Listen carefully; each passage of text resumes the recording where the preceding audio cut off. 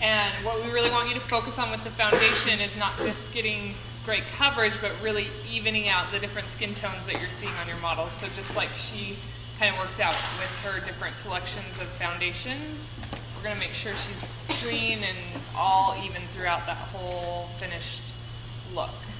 Would you explain the purpose of that stuff that she just Just put on a the palette? Embryolisse, excuse me. Your makeup is only going to look as good as the skin underneath, bottom line. Someone might say, how do I take care of dry skin or acne? If you have skin that has a lot of blemishes, you know, makeup is only going to do so much, right? So I'm not a skincare therapist, nor do I want to be. But I want my makeup to look good, so I will use any product that I know that will help improve the texture of the skin. Embryolisse, that was my idea to carry that because I've used that for a couple of years now, longer than that. But I really like that underneath because I don't know what she's been using, and you can't have one moisturizer that's going to serve everyone. But the Embryolisse is great because it has a tendency, kind of like a primer, to just sort of even out the texture of the skin, and that's really what we're carrying at this point. I like to put the Embryolisse on with the brush. I left this corner over here because I want to show you what I would do and what you all should do. I don't want to should on you right now, but if I did, it would be get a wipe out. Look up for me, please. And underneath your eye, you're going to wipe away anything that may have fallen. That's why we do foundation last. Can I tell you how cute you guys all look standing here, looking so eager? So cool. Okay. Yeah, did that answer your question about Embryolisse? No, I said, did that answer your question? I was talking to you to go and continue, but I said, did that answer your question about the Embryolisse? Yes, I just wanted to know what it was.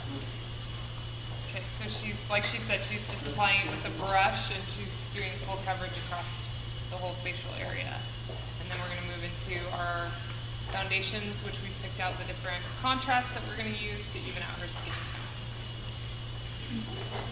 I just wanted to compliment you guys on your work this morning too. As I was walking around, your 5-minute eyes are so much stronger than they were yesterday. And I feel like you guys are really moving forward. So I'm excited to see your finished looks today.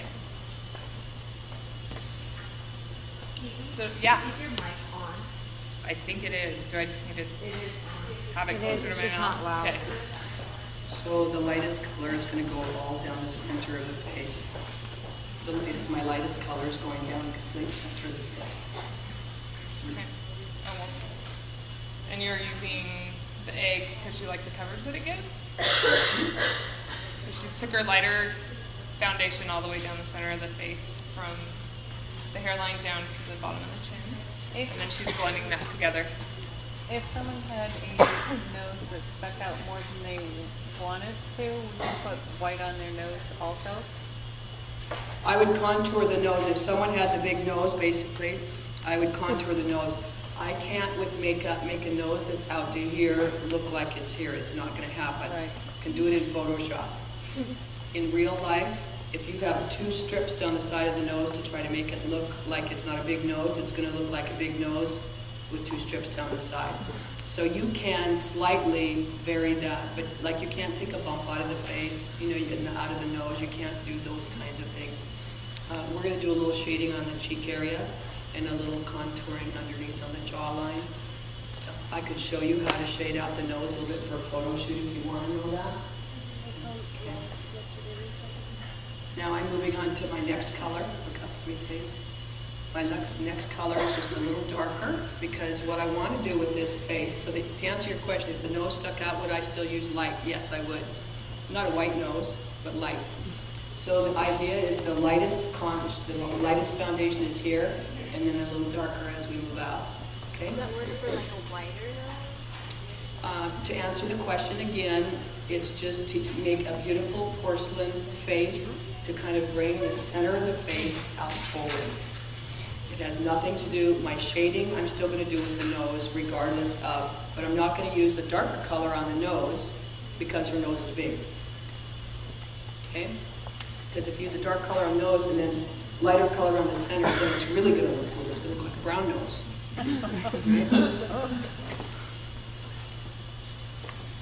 And notice how I'm touching her while I'm working on her, just for grounding. And this color, second color, look at me please, is also going underneath the eye. The thing that's cool about this egg, I don't even need to use a little brush, concealer brush, because this egg will do the trick. Isn't gimmicky? Of course it is. Does it work? Yes, because we're taking her and making this face pretty darn porcelain. I have a quick question.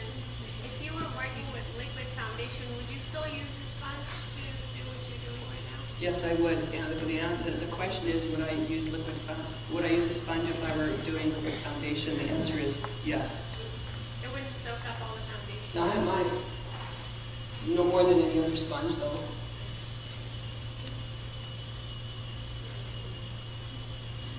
So she's continuing to blend those colors out. So she's marrying the lighter color to the medium color through her blending with her egg, and then she's blending out to the perimeter. If I have a little spot that I can't get covered, all I'm going to do is just tap it out.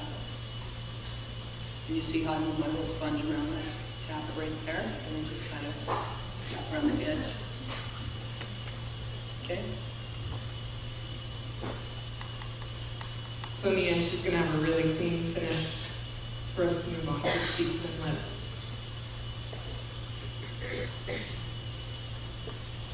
Any questions? Yeah, so you always keep your two colors separate and then when you mix them together, you just kind of tap them. It depends on how much of a hurry I'm in. Most of the time, I like to keep them separate.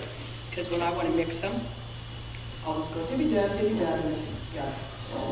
Because they're generally close enough in proximity that they're going to end up mushing on here. But I like to keep them separate. You see how they're still separate? Because I might want to use that highlight for a little something, something. That's why I like using the palette, actually.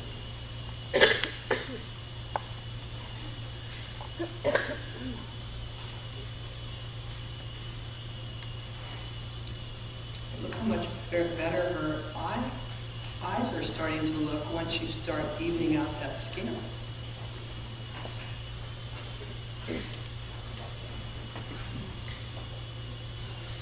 Some people wonder, well, what do you do with these little hairs? Do you brush them up? And you brush them or pat press them in the direction of the hair.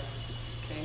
We don't want her little hairs going up. I would shave those off if she had them. She doesn't have any, but if she did, I would just shave the face first.